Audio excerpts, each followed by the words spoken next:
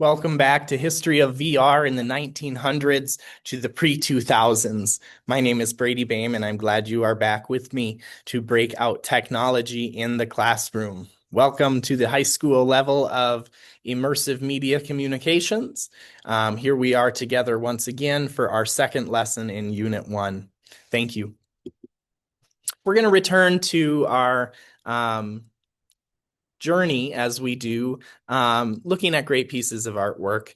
It helps us to get into a historical context, helps us to get into an immersive context, and it helps us just get our head set into an experience context. So people have been seeking out experiences for a long time. People have been seeking out immersive experiences since the dawn of man. And so here what we have is we have Water Lilies by Claude Monet. Claude Monet was a painter. This is an oil painting, one of 250 of them, which he created in the last years of his life. And this specific painting was created in 1906. Now, this is a panoramic view. On this screen, it does not do it justice. So to say that people have been looking for experiences which they can surround themselves in since the dawn of time, this is just true. And so Claude Monet is a great example of another immersive piece of artwork, which we call water lilies today. Now, obviously, we have artwork, which was an immersive experience, but truly these immersive media communication experiences, they rely on technology. They rely on media. And so in the 1960s, we have the introduction of technology attempting to meet immersive experiences. We have the Sensorama being created. We have Sketchpad being created. We have the description of the ultimate display being spoken. And we have the first HMD, which was created in 1968 as well. From the Immersive Archive, I found this quote, which says, "Much of this medium's history is interconnected with the trajectories of technologies like computer science, interactive media, video games, and cinema." Apologies for the bell there. I'll read the quote for you one more time here. Much of this medium's history is interconnected with the trajectories of technologies like computer science, interactive media, video games, and cinema. Truly, if it were not for these institutions, which create technology in different ways and for different things, we wouldn't have VR as we have today. We wouldn't have AR as we have today. And if it weren't for these technological advances, such as the Sensorama, such as the Sketchpad, the first HMD in the 1960s, if these things had not happened, we would not be where we are today. So let's start off with Morton Heilig's Sensorama, which is celebrated as the first VR device. Now, it's not only his Sensorama which brought great thought to the immersive media communications community, but his extensive journals actually revealed a deep engagement with immersive storytelling back in 1960. So it just proves that these conversations were happening, these thoughts were occurring, that people have immersive experiences and they can surround themselves in an experience. And so Morton Heilig created this Sensorama, which was a technological device that you would sit in.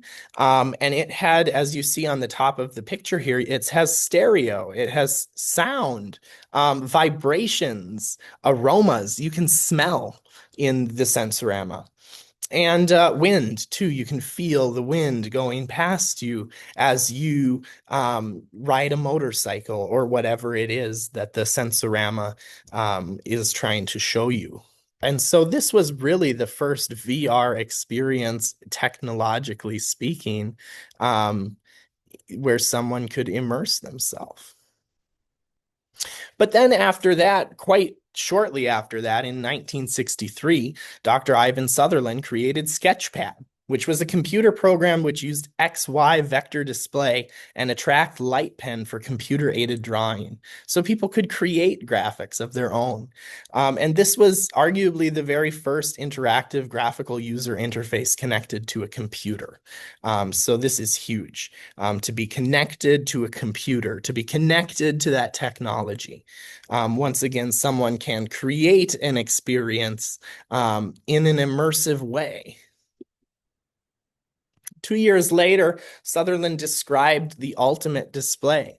He said, in the ultimate display, it would be a room within which the computer can control the existence of matter.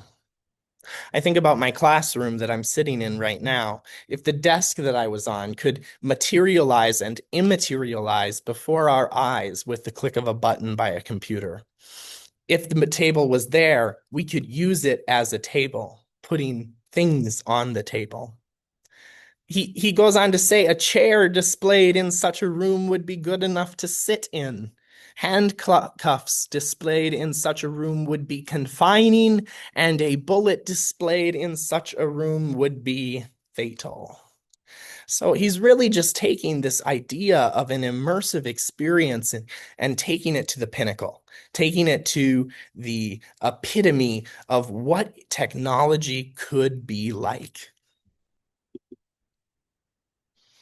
Sutherland went on about 5 years later to create the first HMD, the first head-mounted display, which was created by Dr. Sutherland and his student, Bob Sproul.